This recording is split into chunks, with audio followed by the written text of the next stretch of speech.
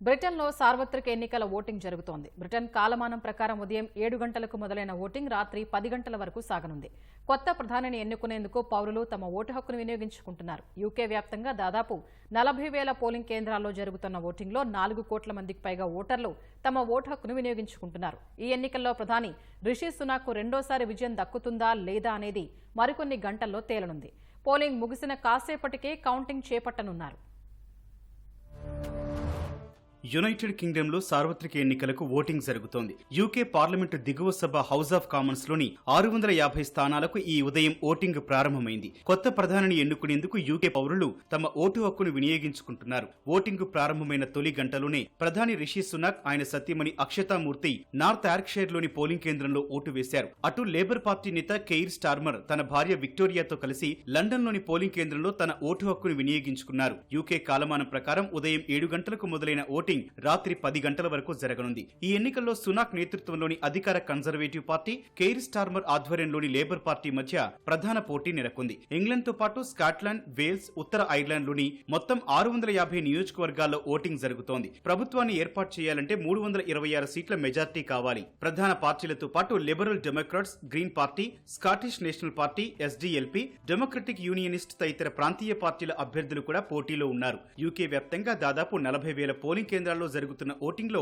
4,60,00,000 మంది ఓటర్లు తమ ఓటు హక్కును వినియోగించుకున్నారు. ఇప్పటికే చాలా మంది పోస్టల్ బ్యాలెట్ లో ఓటేశారు.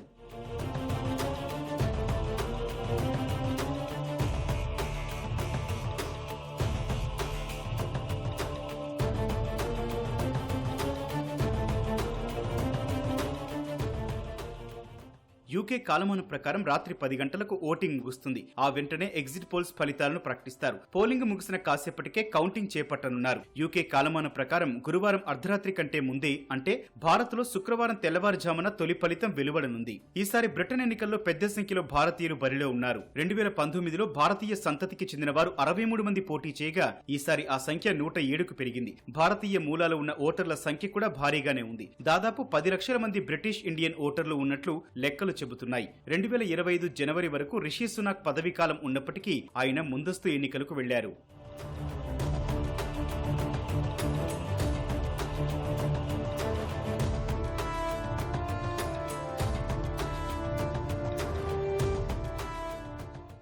ఈ ఎన్నికల్లో సునాక్ నేతృత్వంలోని కన్జర్వేటివ్ పార్టీకి ఓటమి తప్పదనే అభిప్రాయాలు వెలువడుతున్నాయి. గత 14 ఏళ్లుగా అధికారంలో ఉన్న కన్జర్వేటివ్ పార్టీపై యూకేలో తీవ్ర వ్యతిరేకత కనిపిస్తోంది. 2 ఏళ్ల క్రితం ప్రధానిగా బాధ్యతలు స్వీకరించి ఆ పదవి చేపట్టిన తొలి భారత సంతతికి చెందిన వ్యక్తిగా రిషి సునాక్ చరిత్ర సృష్టించారు. అయితే ఇటీవలి కాలంలో ఆయన పాపులారిటీ తగ్గుతూ వస్తోంది. వలసల కట్టడి, ఇతర అంశాల్లో సునాక్ తీసుకున్న నిర్ణయాలపై సొంత పార్టీ నేతల నుంచి విమర్శలు వచ్చాయి. ఇటీవల ఎన్నికల ప్రచారం సమయంలోనూ పలుమార్లు వివాదాల్లో చిక్కుకున్నారు. ప్రజాభిప్రాయ సేకరణలో సునాక్, ఆయన కన్జర్వేటివ్ పార్టీకి రేటింగులు పడిపోతూ వచ్చాయి. 14 ఏళ్ల తర్వాత తొలిసారి కన్జర్వేటివ్ పార్టీ ఓడిపోతుందని సర్వేలు అంచనా వేశాయి. 1997 మాదిరిగా లేబర్ పార్టీకి ఈ ఎన్నికల్లో ఘన విజయం దక్కే అవకాశాలున్నట్లు అత్యధిక ఒపీనియన్ పోల్స్ చెప్పాయి.